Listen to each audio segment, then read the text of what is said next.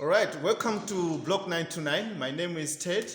If it's your first time to visit our channel, don't forget to subscribe, share, like, and leave a comment.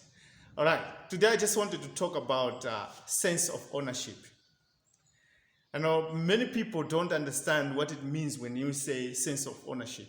And most of the time, sense of ownership does not only apply on your own, something that you own, but it also applies on something that belongs to somebody else. Say for instance, if I buy a car that I want to be using for my business and I employ a driver, and I give the car to the driver to be driving and go and buy materials for our business and do some chores that we ask them.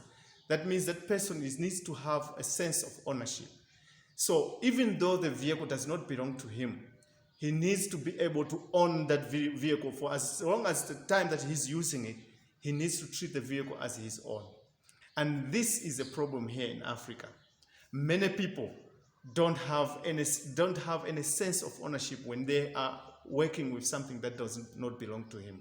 I remember there are some guys in town that I hire when I am buying my materials to bring to the workshop.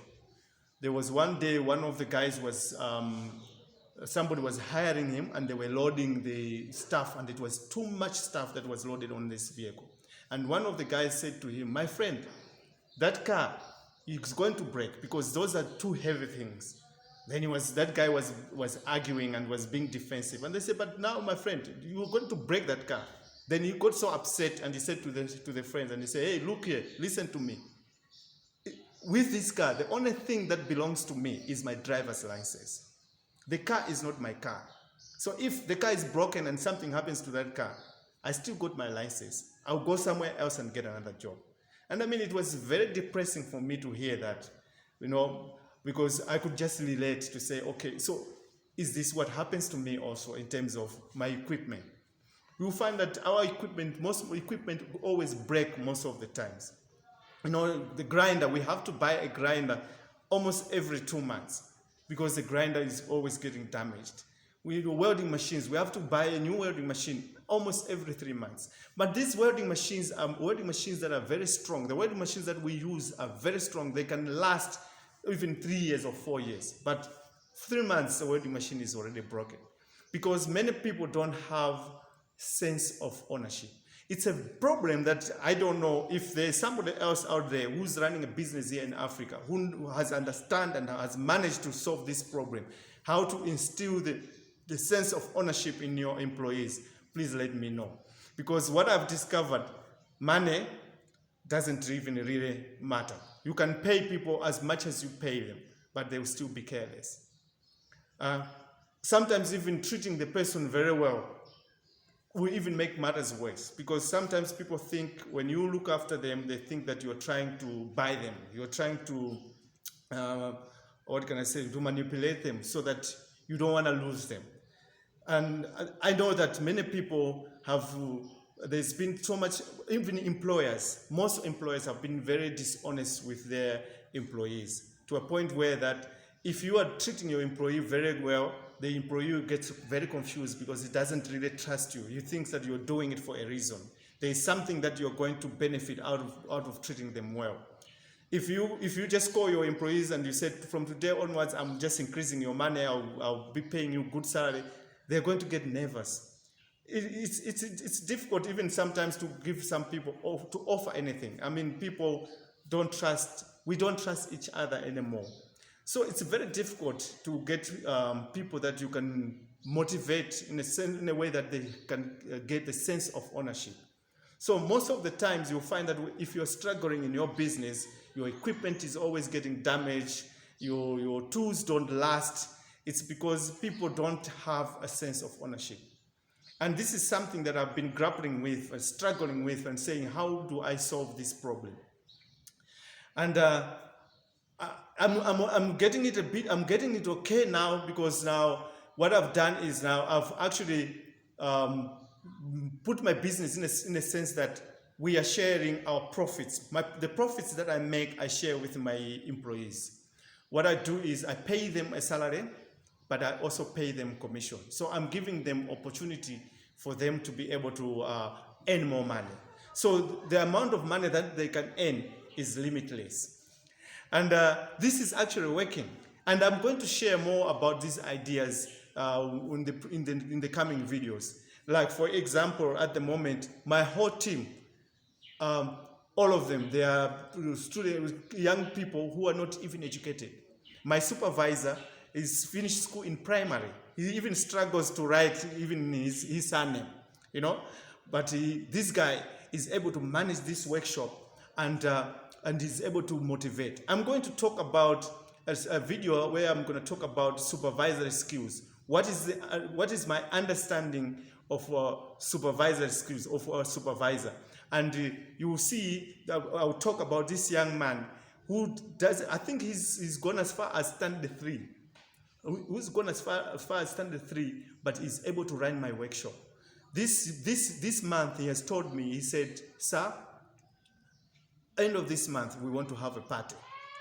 So my wife said to him, "No problem, we will have a party, but we want the big machines, the yellow ones. We want 8 of them this month."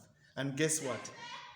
Today is the last day of the month, and they've done more than 8 machines. So this weekend they are going to have a party. You know, this young man is able to motivate the people, is able to delegate the people, is able to control the people, is able to discipline the people, which is something that is, for me, is a big surprise. I thought that for somebody to be able to do a supervisor job should have gone to study at the university, management or supervisory courses. But this guy, he knows nothing. He can't even speak English. And the rest of the team, the ladies, the 2 ladies, there's only one that has gone as far as standard 10, which is high school, but she didn't even write exams.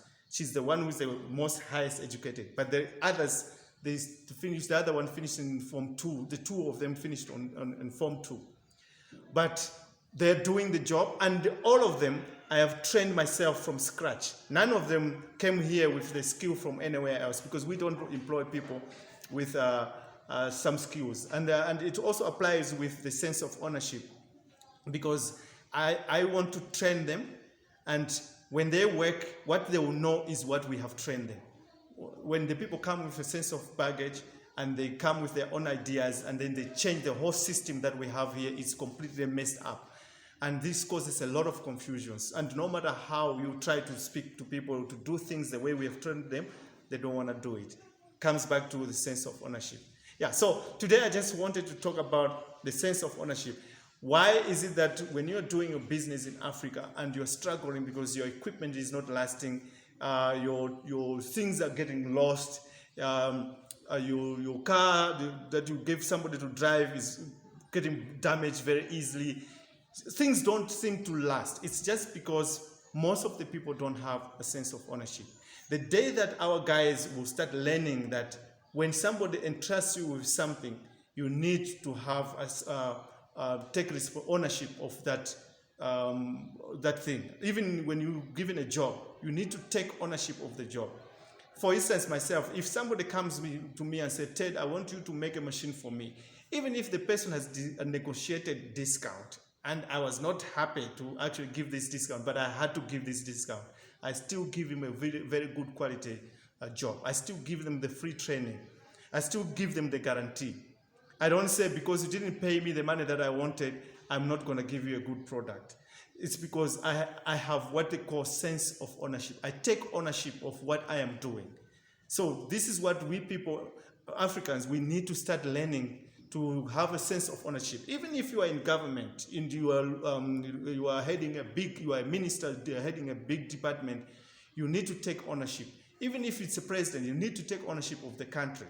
You have to own it. So if you own it, things become easier, because then it starts filtering down. Everybody else will start following your example. You need to lead by example. Yeah, so tell me what you think about this subject, about sense of ownership.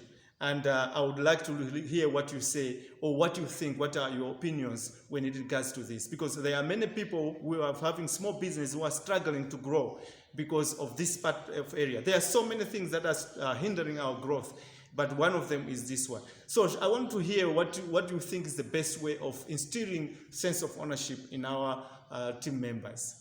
Don't forget to subscribe, like, share, and leave a comment. Thank you.